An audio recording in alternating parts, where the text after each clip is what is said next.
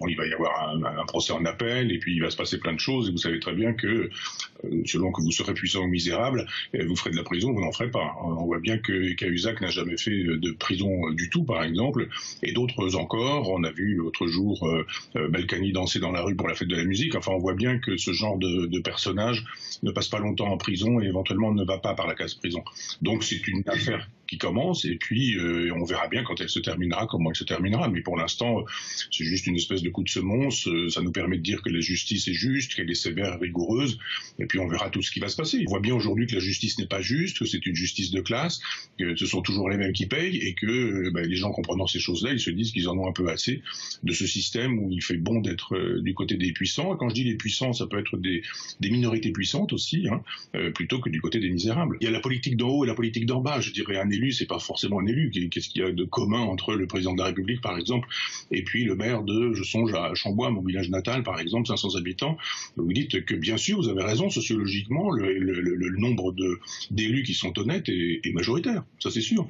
Mais il y a un moment donné où quand les gens donnent des leçons de morale, c'est là qu'ils sont plus problématiques. C'est-à-dire que quand vous dites, imagine-t-on le général de Gaulle mis en examen, ensuite, si je suis mis en examen, je démissionnerai, puis je suis mis en examen et je ne démissionne pas, c'est tout ça qui est problématique. C'est cette incapacité à pratiquer l'éthique. Non, je ne dis pas qu'ils sont tous pourris, je dis juste que quand on n'a pas l'occasion de l'être corrompu, c'est plus facile de clamer sa sainteté. Mais il y a effectivement des moments où la morale est difficile parce que la tentation est grande, et plus vous grimpez dans le pouvoir, plus la tentation est grande.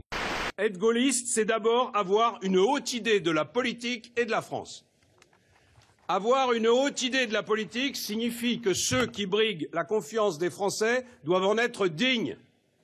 Ceux qui ne respectent pas les lois de la République ne devraient pas pouvoir se présenter devant les électeurs.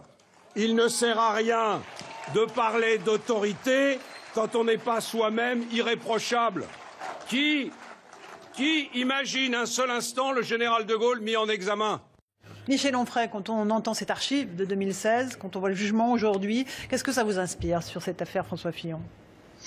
C'est l'arroseur arrosé. C'est un peu ridicule de faire savoir qu'on est gaulliste d'abord quand on a voté oui à Maastricht, quand on a détruit la souveraineté française, quand on a fait toute la politique qui est une politique de droite, et on sait que ça n'a pas forcément grand-chose à voir avec le général de Gaulle. Donc se réclamer de lui politiquement, c'est déjà une erreur, mais alors se réclamer de lui et de sa morale, de sa droiture, de sa pureté morale d'une certaine manière, c'est évidemment problématique quand on sait qu'on a derrière soi quelques casseroles.